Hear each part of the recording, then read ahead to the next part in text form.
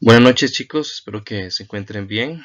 Básicamente lo que quería hacer es un breve repaso de lo que es propiamente el tema de la Guerra Fría, que es un tema muy interesante que se encuentra en una coyuntura histórica del siglo XX. Y aparte de eso, que bueno, evidentemente es un tema que toca evaluar en las pruebas de bachillerato y no solamente para la prueba actual que viene, sino también para las pruebas de bachillerato, como mencioné, y es fundamental que ustedes entiendan en qué consiste la Guerra Fría y sobre todo las características que tiene la Guerra Fría y los conflictos traslapados que se generaron en la Guerra Fría. Entonces, vamos entonces a iniciar. Un saludo para el BF1, BF2 y BF3. Un saludo para los estudiantes del CINDEA República de Nicaragua.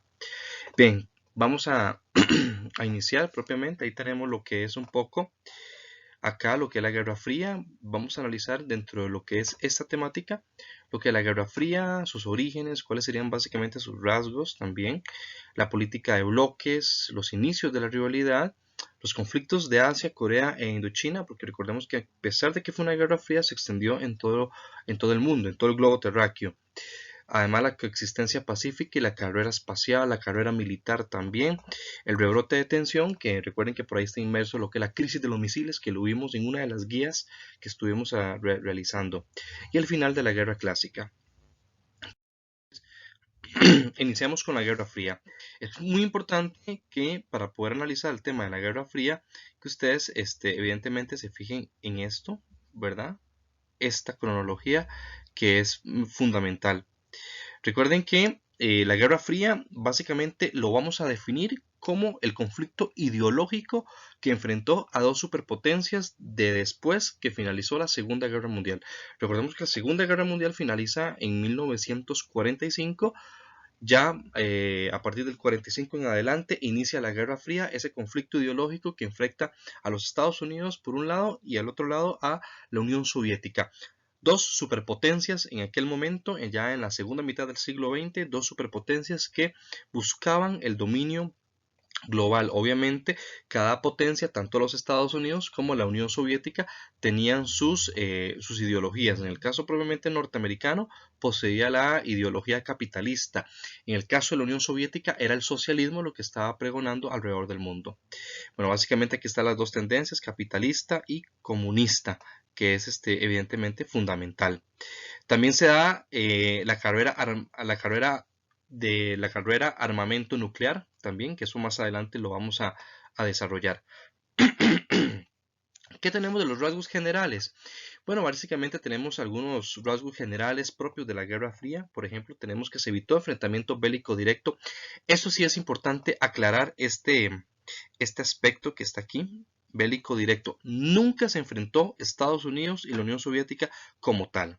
Sí hubieron conflictos alrededor de ellos que se enfrentó a otros países como Corea del Norte, la guerra de Vietnam, que fueron algunos conflictos traslapados que estuvieron en el contexto, en el marco de la Guerra Fría como tal. También se da la división de mundos en áreas de influencia política, se interviene en asuntos de países internos. En cuanto a lo que son los orígenes, ¿de dónde se origina la Guerra Fría? Es una buena pregunta. Y la respuesta sería la siguiente. Recordemos que inicia en 1945, finalizada la Segunda Guerra Mundial en adelante, que enfrenta, como mencioné anteriormente, las dos superpotencias, Estados Unidos por un lado y la Unión Soviética por el otro lado. Obviamente las dos potencias tratando de conquistar el mundo e influenciar al mundo con sus ideologías políticas, ¿verdad? También en el caso de acá, de United Kingdom, en este caso el Reino Unido, el primer ministro Winston Churchill agrega una de las famosas frases célebres que vinculan directamente el inicio de la Guerra Fría, que es la expresión telón de acero. Telón de acero es una expresión que utilizó este primer ministro británico cuando en 1945 los aliados estaban en la capital de Berlín y evidentemente se había dado un fin del conflicto de la Segunda Guerra Mundial e inició un telón de acero, es decir, dos ideologías políticas totalmente diferentes estaban inmersas en la segunda mitad del siglo XX. Ese es el famoso telón de acero que habló este famoso primer ministro Winston Churchill. También tenemos en el caso de Estados Unidos la doctrina Truman. Recordemos que Truman fue el presidente, Henry Truman, uno de los principales impulsores de que se estallara la bomba atómica en las ciudades de Hiroshima y Nagasaki, ¿verdad? Y pues evidentemente él establecía en el año 1947 que el comunismo era una amenaza y por lo cual había que frenar, a como diera lugar, había que frenar a este comunismo. Entonces a partir de ahí empieza una serie de estrategias políticas en el mundo que más adelante vamos a desarrollar. Muy bien. En el caso de lo que es la Guerra Fría, tenemos acá lo que son los vínculos económicos. Tenemos, por ejemplo, lo que es el Plan Marshall, que se da en 1947 aproximadamente. Y el objetivo del Plan Marshall básicamente es frenar la influencia comunista y ayudar a reconstruir la Europa de la posguerra, específicamente cuando finalizó la Segunda Guerra Mundial. También se van a otra serie de organismos, como el Consejo de Ayuda Mutua Económica, para 1949. Es importante también aclarar que en este contexto de la Guerra Fría también se da la creación de dos organismos de carácter internacional y que son de carácter económico. Por un lado vamos a tener al Fondo Monetario Internacional, fundado en 1945, y por otro lado vamos a tener a un Banco Mundial muy poderoso, muy bien consolidado para 1945 en adelante. Y posteriormente vienen otros organismos de carácter ya político internacionales como la ONU también. La ONU se va a fundar en 1945, cuya misión es que los países tengan paz y armonía entre ellos mismos. Posteriormente otros organismos de carácter económico, podemos hablar por ejemplo del Banco Interamericano de Desarrollo, que también va a jugar una pieza importante o un papel importante en el contexto de la segunda mitad del siglo XX, especialmente en lo que son los créditos y de los países americanos también. Bueno, los dos bloques antagónicos, capitalista Estados Unidos y comunista de la Unión Soviética, y la carrera armamentista, ¿verdad? Especialmente esta amenaza nuclear, que es lo que va a poner como tensión, o lo que va a poner básicamente un sello de tensión en la Guerra Fría. Ok, continuemos con ese tema que es muy interesante, es muy rico hablar sobre la Guerra Fría. Tenemos, por ejemplo, también que evidentemente en este contexto de la Guerra Fría se van a dar otros rasgos muy generales como los que acabamos de mencionar. Por ejemplo, vamos a tener por un lado lo que son los vínculos militares. Ya hablamos del aspecto económico, ahora vamos a hablar un poquito de la parte militar. Más allá de la carrera armamentista y de la tensión nuclear que se estaba gestando, es fundamental también, chicos, saber, por ejemplo, los organismos militares. Hay dos organismos militares fundamentales en el contexto de la Guerra Fría. Por un lado, vamos a tener a la famosa OTAN, Organización del Tratado Atlántico Norte, ¿verdad? Que va a estar integrado por los países capitalistas encabezados por los Estados Unidos de Norteamérica. Y obviamente la misión, vean que aquí están los países capitalistas, la OTAN, aquí la tenemos.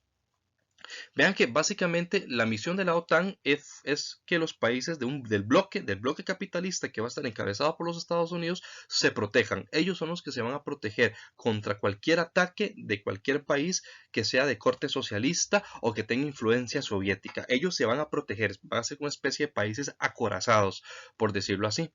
Entonces, en respuesta de esto, obviamente, si los países del bloque capitalista inician su propia ofensiva militar, entonces los soviéticos, los países socialistas, no se van a quedar atrás. Ellos van a responder este militarismo de Occidente con la creación del famoso Pacto de Varsovia. En 1955 se va a crear lo que es el Pacto de Varsovia. Obviamente va a estar encabezado por los países socialistas y liderados por la Unión Soviética. Una vez más, tenemos lo que es las bombas atómicas como principal eje de tensión y de peligro dentro del contexto de la Guerra Fría. Y tenemos lo que es la expansión de áreas de influencia que también van a jugar un papel importante. Ahí tenemos algunos organismos de carácter internacional, la OEA, la Organización de Estados Americanos, también tenemos la Organización del Sureste Asiático, fundada en 1955, que también van a tener sus áreas de influencia, a pesar de ser países con vínculos políticos. Estos países también van a ejercer su influencia en los países de Occidente también.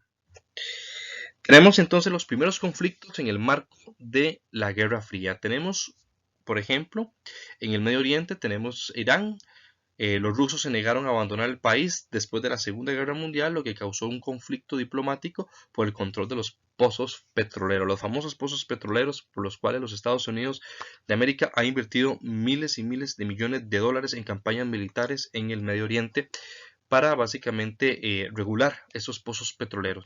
Tenemos la guerra civil en Grecia, también finalizando en 1948 aproximadamente. Tenemos el golpe de Praga en 1946, que fue también uno de los conflictos políticos meramente en Europa y después posteriormente en el Oriente, como el caso de Irán. Tenemos la guerra civil china, que tras la derrota japonesa después de la Segunda Guerra Mundial y el enfrentamiento entre comunistas liderados por Mao Zedong y los nacionalistas por Chiang Kai-shek. Básicamente ellos pues tratan de iniciar una nueva política china y que obviamente esa política china va a ser totalmente permeada por el comunismo y que posteriormente van a extender sus fronteras o va a haber una apertura comercial de China, siempre permeados por este comunismo que caracteriza a la China. Okay.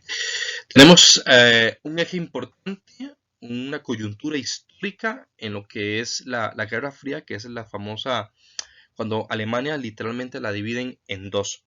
Tenemos, por ejemplo, lo siguiente: finalizada la Segunda Guerra Mundial en 1945, se da lo que es la conferencia en Yalta. ¿Qué pasa en la conferencia en Yalta? Bueno, ahí lo que se decide es la división de Alemania y su capital Berlín básicamente en 4 zonas. Y vean, por ejemplo, acá este mapa que yo les expliqué. Vean que aquí está el control francés, el control norteamericano, el control británico y toda esta área de Berlín, de lo que es Alemania también, lo va a estar básicamente controlando la Unión Soviética. Recordemos que estas fueron las antiguas, los aliados, fueron los aliados que estaban unidos durante la Segunda Guerra Mundial con un enemigo en común, que era la Alemania nazi. Bien.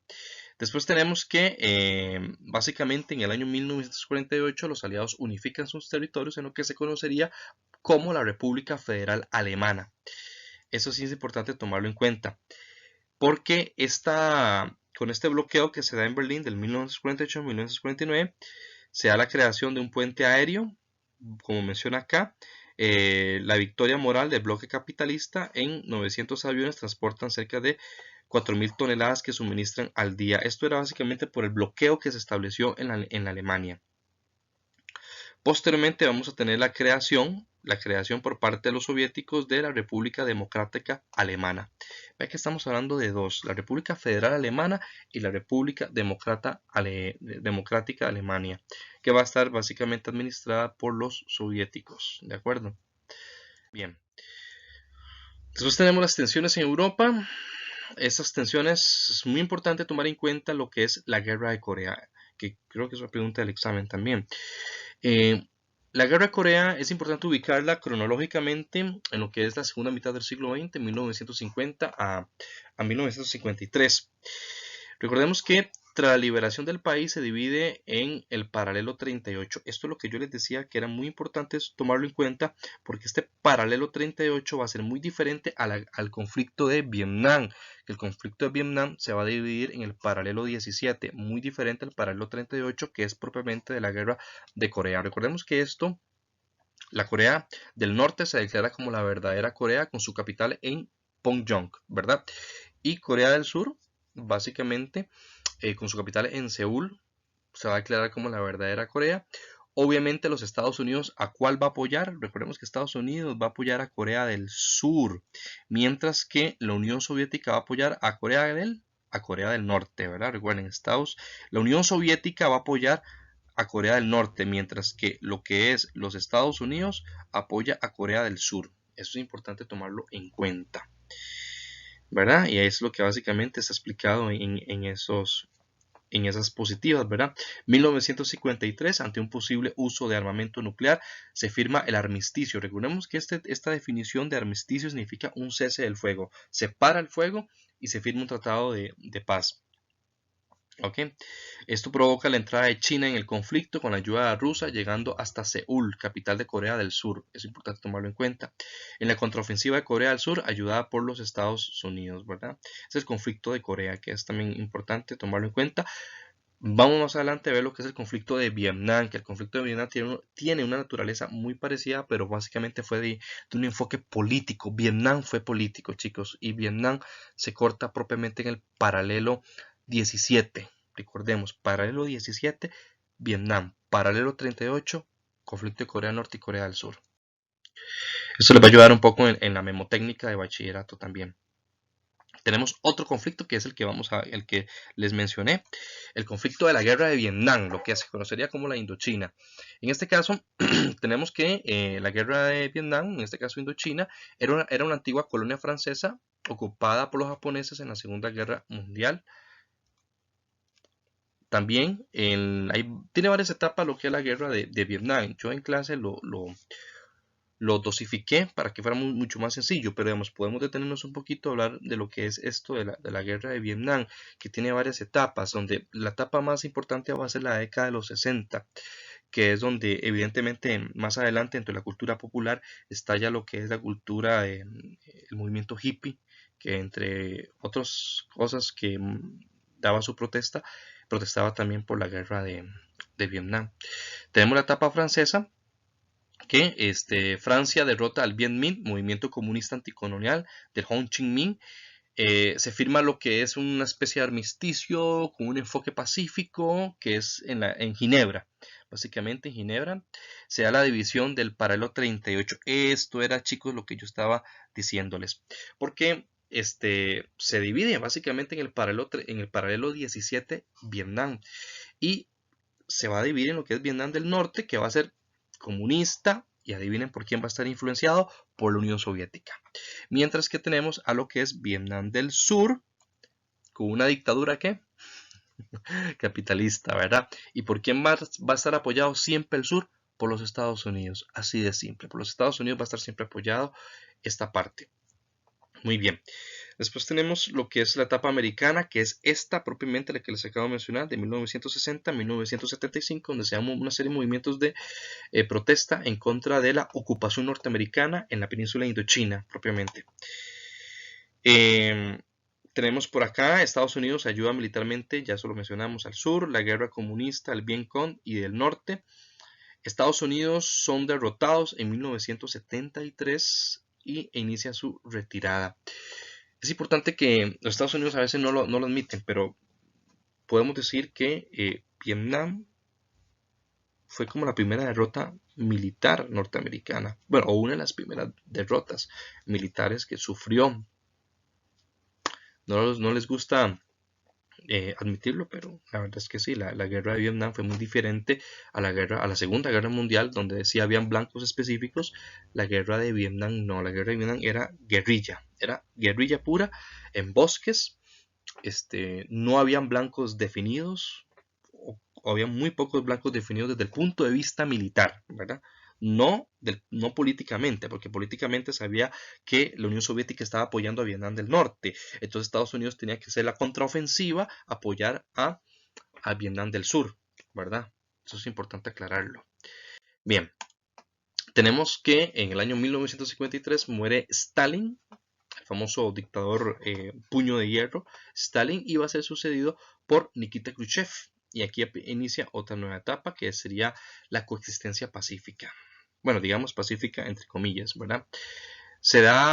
¿Qué se da en esto? Bueno, se da básicamente el rechazo de las armas para extender el socialismo, renuncia a las ideas de confrontación con el capitalismo, se promueve una extensión del socialismo por vías pacíficas, se va a dar un periodo de distensión que va a ocupar del 53 al 56 y se va a dar una serie de reuniones con los presidentes de la Unión Soviética, con los presidentes norteamericanos, acuerdos de paz de las guerrillas de Corea e Indochina, se da la reducción de las tensiones de países políticos de Europa. Baja un poco el nivel de tensión ya en esta etapa de coexistencia pacífica, porque la idea era coexistir a pesar de que hubieran ideologías políticas muy diferentes e intereses políticos sumamente diferentes, ¿verdad?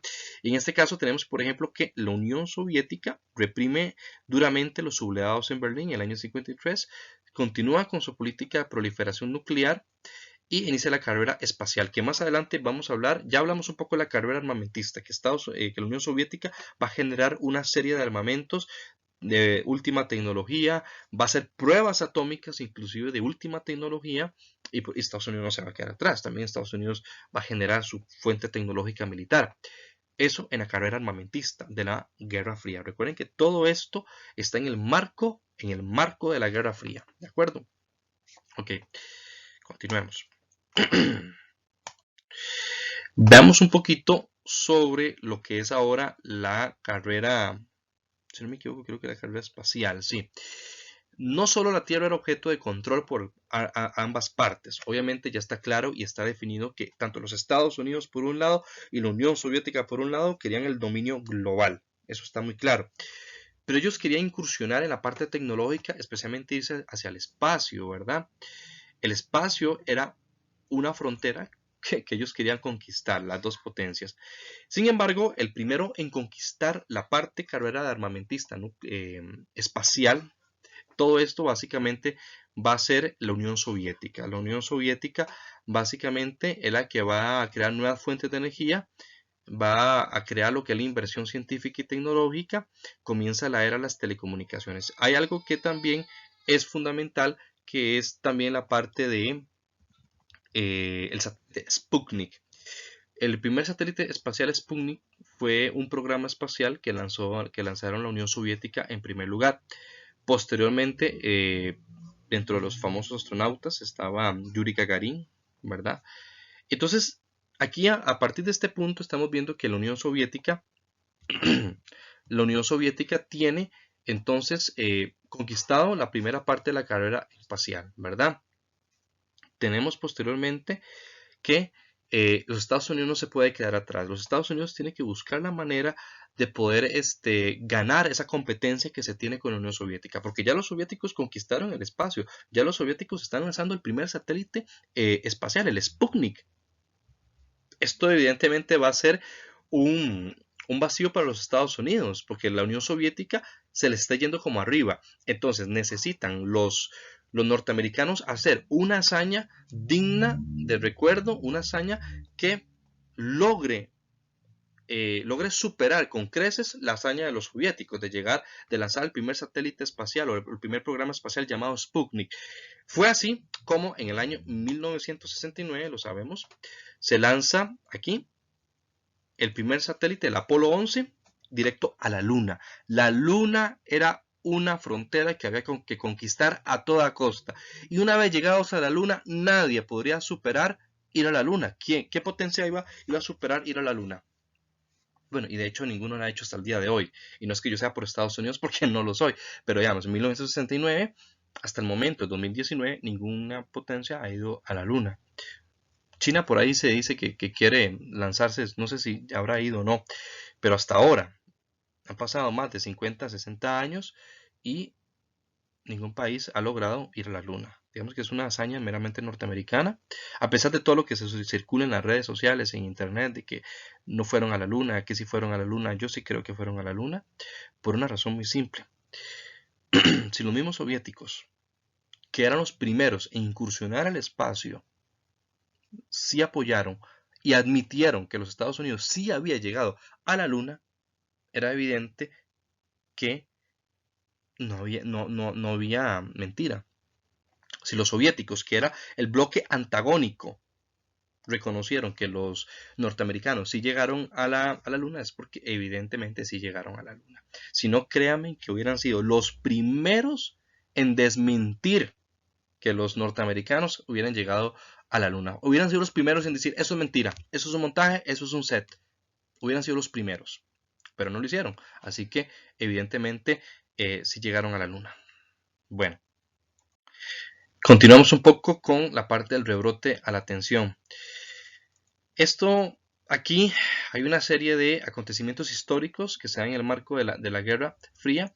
Por ejemplo, unos cuantos años después de la declaración de intenciones de Khrushchev, de Nikita Khrushchev, hay nuevos acontecimientos que inician la escalada de tensión. O sea, vuelve otra vez la tensión entre Estados Unidos y la Unión Soviética. Por ejemplo, una va a ser la crisis de Suez en el año 1956. En el cual se va a dar un golpe al Estado de Egipto y otorga el poder al general Nasser, quien nacionaliza el canal de Suez. Evidentemente el canal de Suez va a ser de gran importancia, especialmente desde el punto de vista estratégico. El canal de Suez va a jugar un papel importante. Israel, recordemos que ya Israel, pues 1948, 1949, ya se crea el Estado de Israel como tal. Así que ya tenemos a un Israel definido con límites territoriales, ¿verdad? Y Israel, con ayuda de franco-británica, invade la península del Sinaí, ¿verdad? Sin embargo, Estados Unidos no apoya esa invasión y obligó a retirarse a franceses y a británicos de la región de este del Oriente. Estados Unidos busca apoyo en Oriente Próximo, intento de sustituir las potencias coloniales y demostrar su supremacía sobre los europeos. Básicamente, esos son rasgos que se están dando de la tensión. Vean que estamos hablando de tensión, ¿de acuerdo? Y esto, pues, evidentemente, es un papel fundamental, lo que es la tensión propiamente. Después tenemos la Alemania. Aquí en este caso tenemos una especie de coyuntura histórica que después de la conferencia en Yalta, cuando se había decidido dividir Alemania, tanto Khrushchev como John F. Kennedy se reúnen en Viena para entablar negociaciones sobre el caso de Berlín, ¿verdad? Se da la huida de berlineses de tanto de la República Federal Alemana como de la República Democrática Alemana. Se va a dar una especie de migraciones, ¿verdad?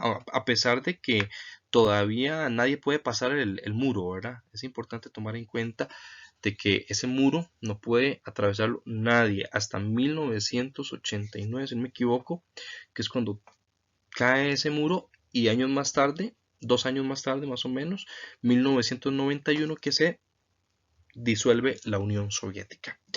Bien, continuemos con esto.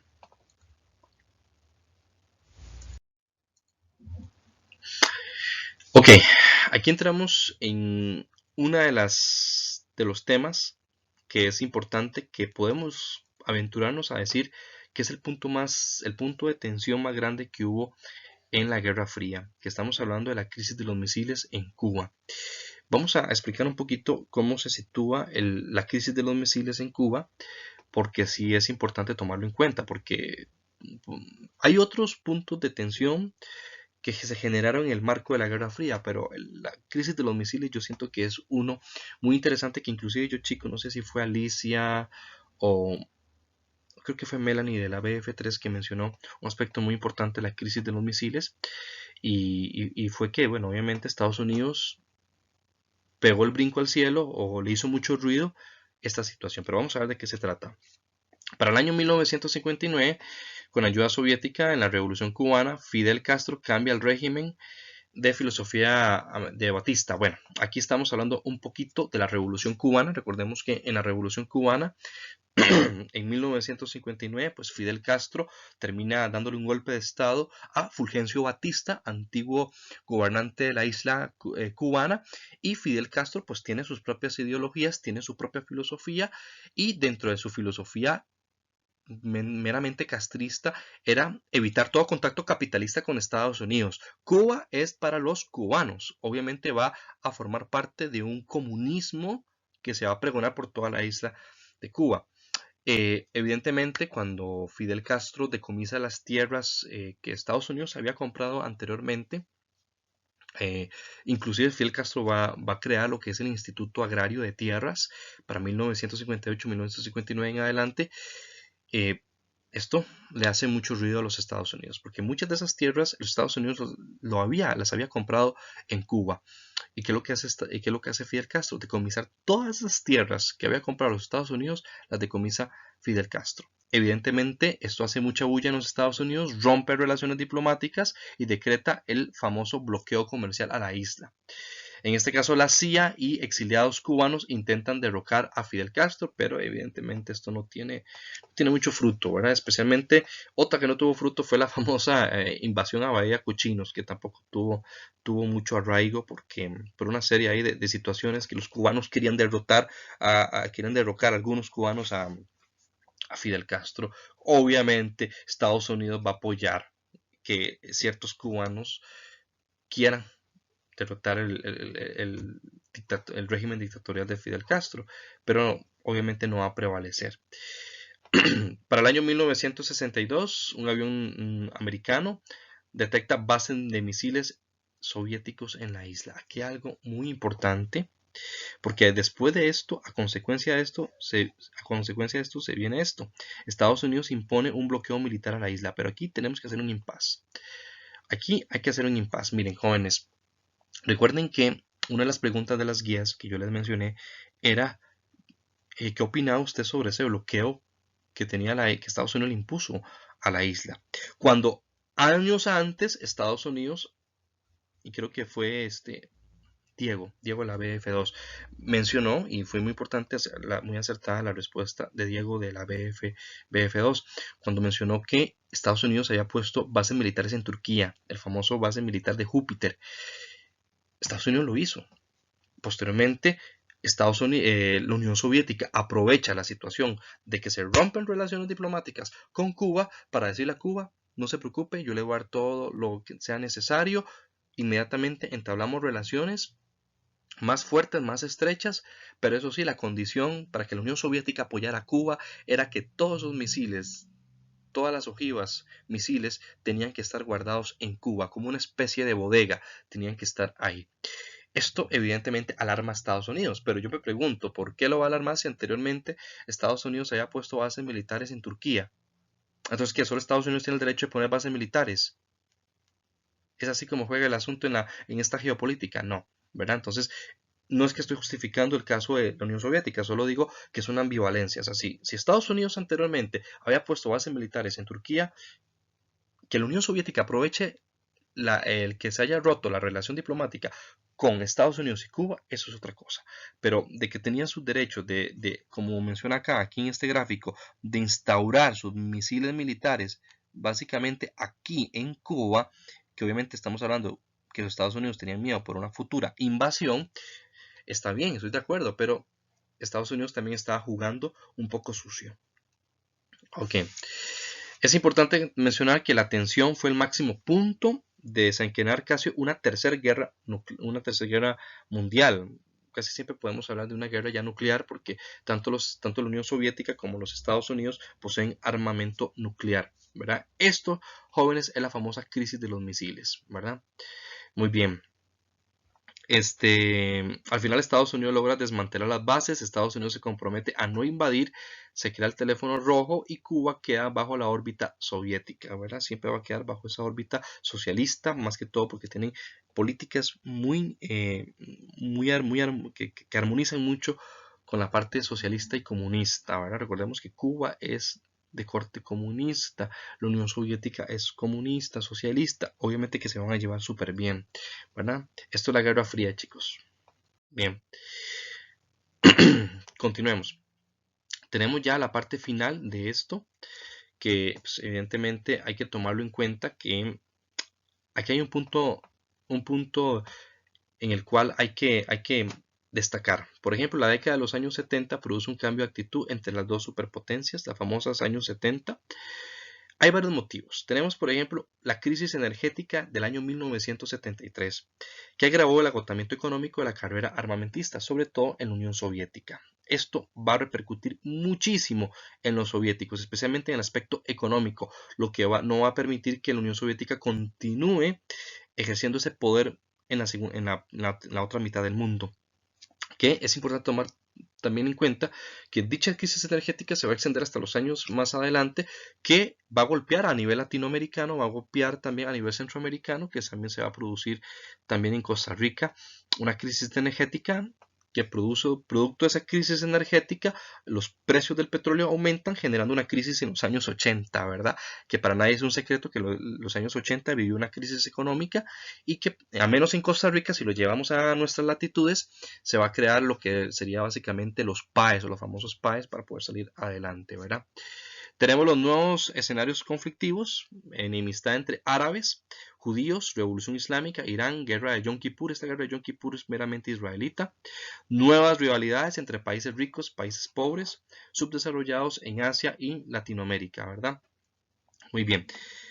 La década de los 70 provoca iniciativas de desarme, no fueron muy útiles. En el Senado americano rechazó las propuestas, ¿verdad? Aquí tenemos una serie también de acuerdos, el de SALT y el de SALT II propiamente.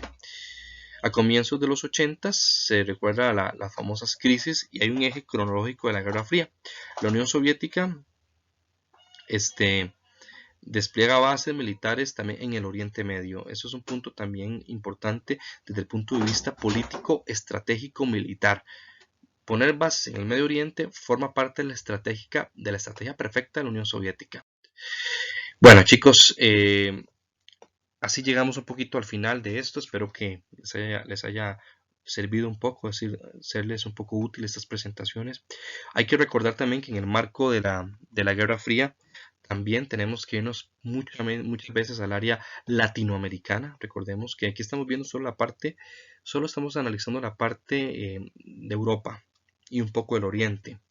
Pero también la Guerra Fría afectó a América Latina, especialmente países como Chile, Nicaragua, Guatemala, Argentina. Esos fueron países que fueron evidentemente también muy influenciados por la Guerra Fría. Entonces, espero que les haya servido y cualquier cosa, chicos, estamos muy anuentes a despejar sus dudas.